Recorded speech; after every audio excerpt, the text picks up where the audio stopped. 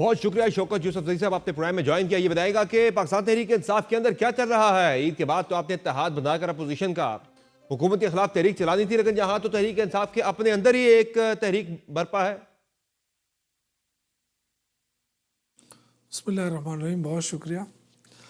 देखिए, इख्तिलाफात हर बड़ी पार्टी के अंदर होते हैं और ये कोई पहली पार्टी नहीं है जिसके अंदर इख्तिलाफात है लीडरशिप के अंदर। और अभी कोशिशें हो रही हैं, इंशाल्लाह ये जो इख्तिलाफात है, ये सतही इख्तिलाफात है, ये दूर हो सकते हैं, इंशाल्लाह दूर हो जाएंगे। इसके लिए काम हो रहा है। आपकी मुलाकात भी हुई थी मेरे जुनैद पास तो अकबर कोई खान के ओहदा साथ, नहीं है, आपकी लेकिन अलीमीन गंडापुर से मुलाकात भी है इतवार को। तो क्या उनके तहफ़्फ़ुज़ात हैं, क्या बेसिकली इश्यूज हैं क्या? देखिए, अभी फ़िलहाल तो ये चीज़ें इतने ख़ास मुझे नहीं लग रहा है कि कोई ख़ास इख्तिलाफ़ात हैं। सिर्फ ये कि एतमाद साज़ी और जो वर्किंग रिलेशन है ये बेहतर होना चाहिए। और इंशाअल्लाह ताला कोशिश यही है कि जुनैद अकबर साहब से जो मेरी बात हुई है वो काफ़ी अच्छा रिस्पांस रहा उनका। और उन्होंने कहा कि मेरी तो सूबाई हुकूमत है, अली अमीन साहब जो है वो इमरान खान के नामिनी है, चीफ मिनिस्टर हैं, तो मैं कैसे उनके ख़िलाफ़ जा सकता हूँ।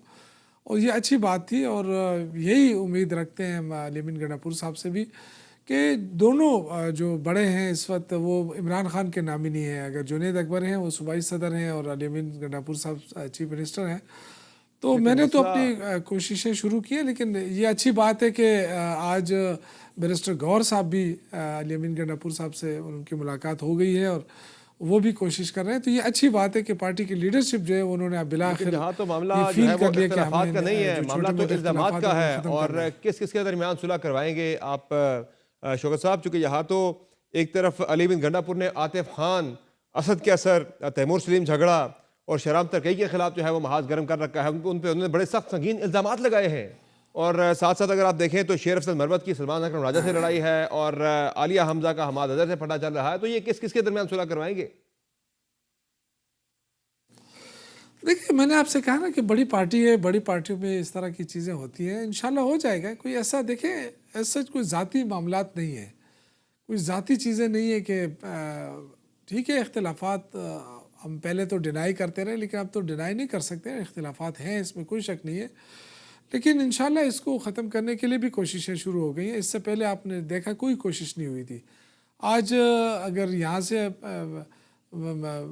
आज मैं देख रहा था कि बैरिस्टर गौहर साहब भी निकल पड़े हैं और वो भी कोशिशें कर रहे हैं। इस तरह और भी कुछ लोग लेकिन हैं ये पार्टी के इख्तिलाफात तो सीनियर अब एक जो दूसरे को चाहते हैं कि पार्टी के अंदर ही एक दूसरे को गिराने की लड़ाई तक जा पहुंचे हैं। ये तो बड़ा डैमेजिंग है पार्टी के लिए। आप कह रहे बड़ी पार्टियों में ऐसा नहीं होता, बड़ी पार्टियों में ऐसा कतन नहीं होता। आप कह रहे होता, लेकिन वहां ऐसा नहीं होता। बड़ी पार्टियों में डिसिप्लिन हुआ करता है। आपकी पार्टी चेयरमैन जो है वो जेल में क्या गए, यहाँ तो पूरी पार्टी एक दूसरे को गिराने के चक्कर में लगी है। देखिए, ये बात तो मैं पहले ही कह चुका हूँ कि डिसिप्लिन का फुकदान रहा है, इसमें कोई शक नहीं है। हम बड़े चीज़ों पे पर्दा डालते रहे, लेकिन डिसिप्लिन का फुकदान रहा है। फिर जो हमारी सीनियर लीडरशिप थी, जिनके पास ओहदे हैं, वो इन सारे मामलात पर खामोश रहे। तो आज अगर गौहर साहब निकले हैं तो उम्मीद की जा सकती है इंशाल्लाह कि जो मामलात यहाँ तक पहुँचे हैं इन आगे नहीं जाएंगे, क्योंकि उन्होंने ये रिक्वेस्ट की है सबसे कि कोई भी मामला अब इससे आगे जो है मीडिया के ऊपर ना जाए। तो ये अच्छी बात है, मीडिया पर एक दूसरे के खिलाफ लेकिन शौकत साहब मसला यह है कि यहाँ तो मामला काफ़ी आगे बढ़ चुका है। यहाँ तो करप्शन तक के इल्ज़ामात लग के नोटिस तक जा चुके हैं आपके पार्टी के रहनुमाओं को। तैमूर सलीम झगड़ा पे 36 अरब का करप्शन का इल्ज़ाम लगा, उनके खिलाफ तहकीकात शुरू कर दी सूबाई हुकूमत ने। ज़ाहिर है मामला इख्तिलाफात से शुरू हुआ था, अब वो बढ़ता जा रहा है। फिर बाबर सलीम सबाती के खिलाफ जो है वो करप्शन के संगीन इल्ज़ामात सामने आए हैं, उन्हें ओहदे से हटाने की कोशिश की जा रही है, वो भी उस पर मामला आगे बढ़ रहा है। तो ये इख्तिलाफात तो नहीं है, ये तो मामला काफ़ी संगीन सूरत हाल इख्तियार कर चुका है। देखिए, दो चीज़ें हैं ना, या तो इल्ज़ामात हैं या फिर इल्ज़ामात के साथ साथ सबूत भी हैं। तो देखिए, इल्ज़ामात लगे हैं तो अगर सबूत आ गया तो बिल्कुल कार्रवाई होगी। अगर सिर्फ इल्ज़ामात लगे हैं, सबूत नहीं होगा, तो डेफिनेटली चीज़ें डिफ्यूज़ हो जाएंगी। लेकिन अब एक कोशिश शुरू हो गई है कि पार्टी के अंदर जो इख्तिलाफात जहाँ तक पहुँचे हैं इससे आगे ना बढ़े। मैं पहले भी कह चुका, कल भी मैंने अपने टॉक शोज़ के अंदर ये कहा था कि हमारी जो मेन मरकज़ी लीडरशिप है उनको आगे आना चाहिए, खामोशी इख्तियार नहीं करनी चाहिए। और मैं मशकूर हूँ बैरिस्टर गौहर का कि आज वो निकले हैं, लेकिन एक पूरी टीम उनकी होनी चाहिए जो मरकज़ी टीम है, और वो सबको बिठाए और मामलात को तय करे, क्योंकि किसी का ज़ाती इख्तिलाफ कोई भी नहीं है।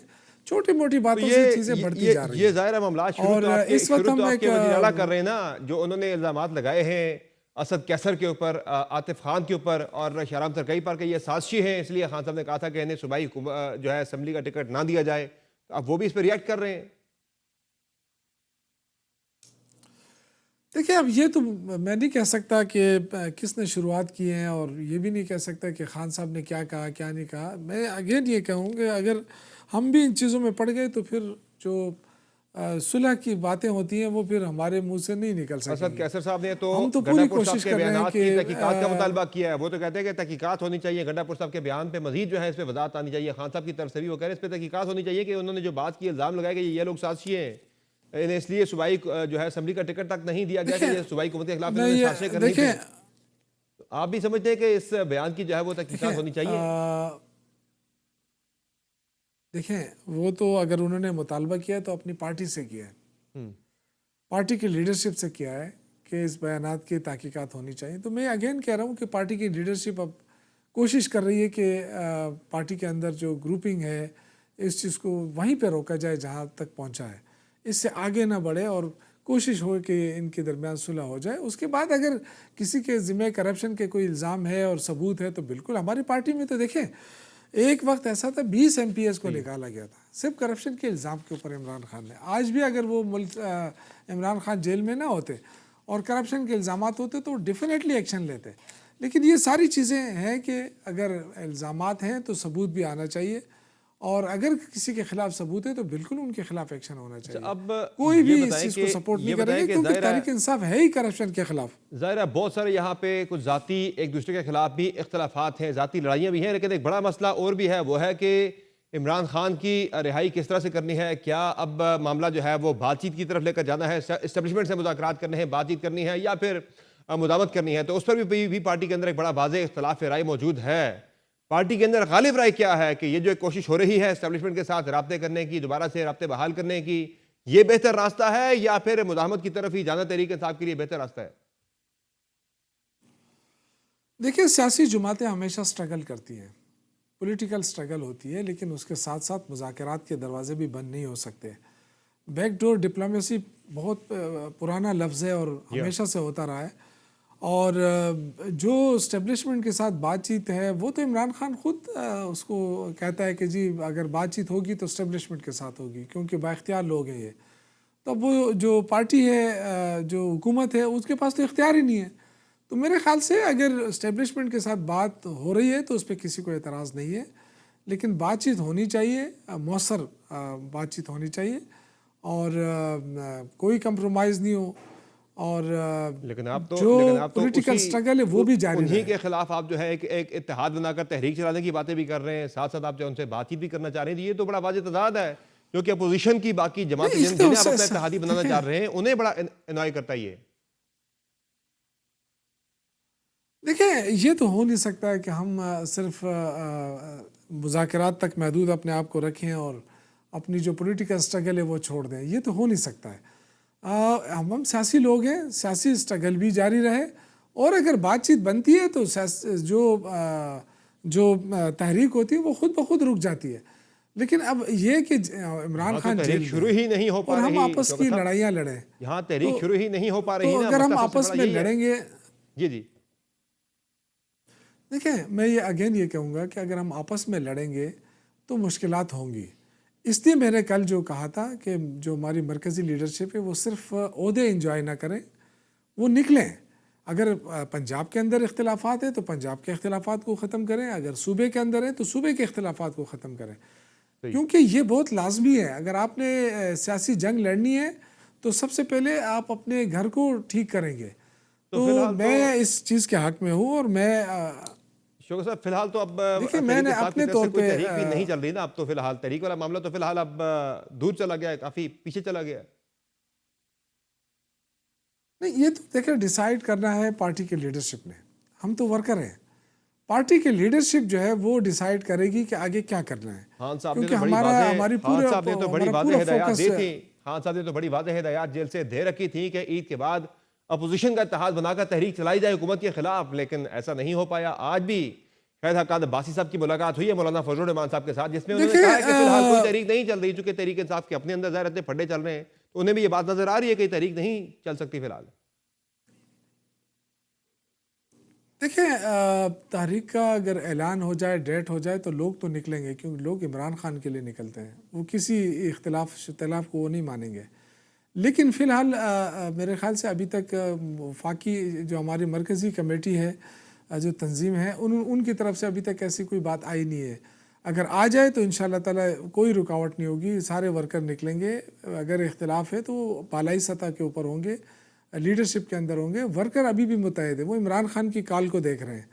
तो मेरे ज़ाती राय है कि जो बैरिस्टर गौहर साहब ने आज कोशिश की है, सही है, ये कोशिश जारी रखें और बड़ी संजीदगी के साथ एक मुस्तकिल एक कमेटी बनाए और उस कमेटी के ज़रिए मामलात को हल करें, ताकि अपना हाउस एंड ऑर्डर हो, तो फिर हम आगे बढ़ सकते हैं। इस वक्त देखें हमारे ज़िम्मे बहुत बड़ा काम है, अपोजिशन को मुतहद करना है, और अपोजिशन को मुतहद तब कौन करेगा? वही तमाम लीडरशिप जो अपोजिशन से मुलाकात करती है, जो पूरे प्रोसेस में शरीक है, वो आपस में लड़ रहे हैं, तो वो मेरा नहीं ख्याल है कि फिर ये हमारी ये कोशिश कामयाब हो जाए। तो इसलिए सबसे पहले अपना हाउस एंड ऑर्डर करना है।